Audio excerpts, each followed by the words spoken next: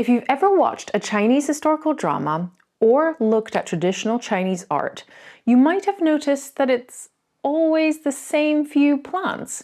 A bamboo stalk here, a plum blossom there, 竹子和梅花.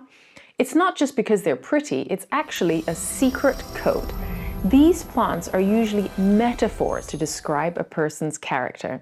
And today we're introducing one of the most beloved and important groupings in Chinese literary culture, 花中四君子. By the end of this video, you'll be able to look at a piece of Chinese art and understand the secret message behind it. Not just seeing a plant or a flower, but really understand the ideal person that the artist is trying to portray. So first, what is a 君子? In Confucian culture, a 君子 is the ultimate compliment. It's a highly respected term for an ideal person. A noble person with deep morality, self-discipline, perseverance, and a strong sense of responsibility. And ancient scholars believed that the perfect 君子 is like the 梅花, plum blossom, 兰花, orchid, 竹子, bamboo, and finally 菊花, how do you say it? Chrysanthemum. These four plants even correspond to the 4 seasons. So let's introduce them one by one. We begin with 兰花, the orchid that blossoms in spring. Spring is like the beginning of a 君子's journey, a gentle person's journey. Everything is just starting, full of vitality and renewal. Orchids bloom in early spring, often amongst the first flowers to emerge from the soil. So unlike peach or apricot blossoms, orchids don't compete for attention. They bloom quietly and gracefully. 静静地绽放. And they bloom in moist valleys and shaded forests. Chinese literature and art uses this code for beauty as a symbol of humility. Orchids are often associated with pure, calm, uncompetitive, and yet they gently shine brightly in the beginning of the season. Confucius once said, 芝兰生于森林，不以无人而不芳. Orchids grow deep in the forest and remain fragrant even when no one is around to appreciate them. This means that a true 君子, like the orchid, maintains moral integrity even in obscurity or adversity. Iona actually has a tattoo of an orchid. It's one of her favorite flowers, and it was also our late mother's favorite too. This tattoo is a way for Iona to remember her, but also the spirit that the orchid embodies.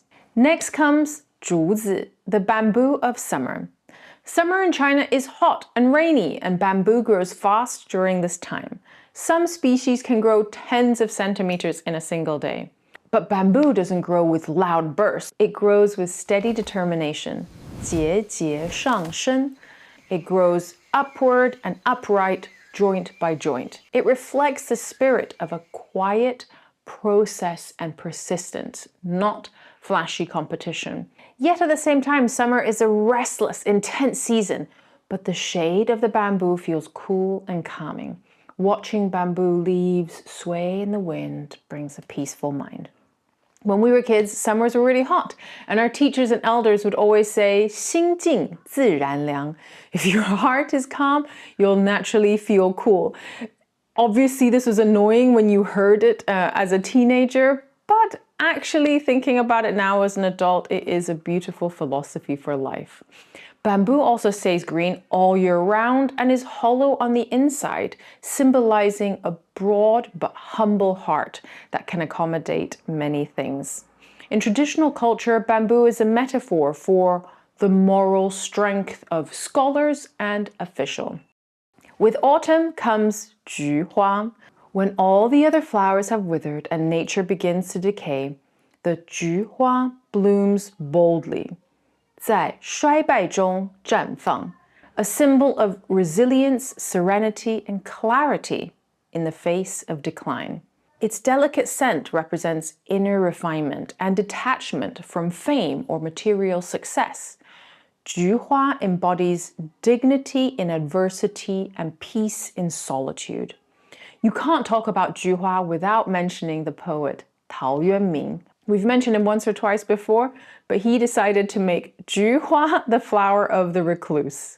His most famous line is 采菊东篱下，悠然见南山. One day, Tao Yuanming felt disillusioned by the world.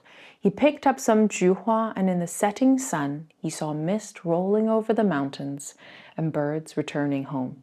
In that moment of dusk, he felt a cosmic truth, a peace beyond words.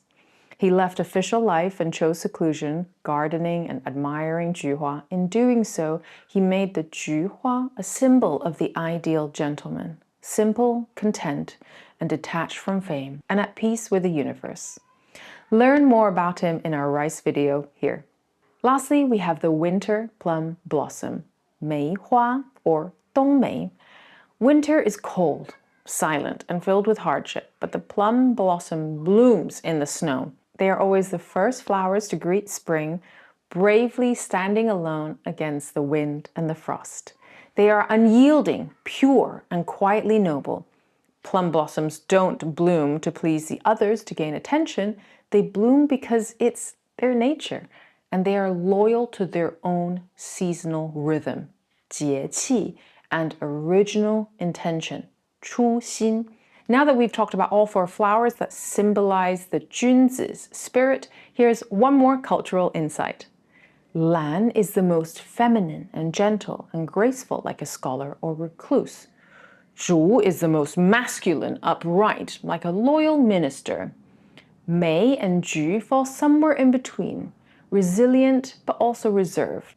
In terms of people's names, Zhu is commonly used in boys' names, and the others are typically seen in girls' names, although some of these characters can sound a bit quaint today. Now, if you're curious about ancient Chinese names, we actually made a video about that too. Finally, how did these four flowers become known as the 四君子?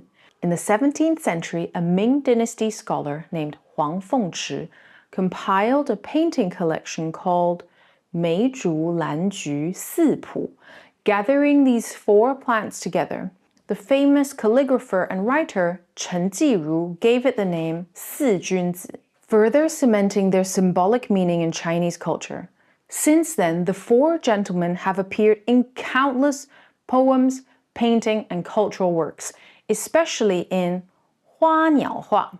Now, when you see the 花中四君子 in a Chinese painting, you'll know that they aren't just decorative.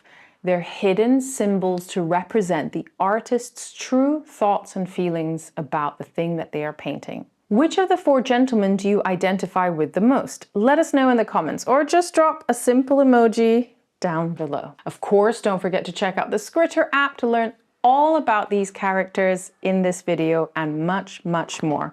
I'll see you at the next video. Bye.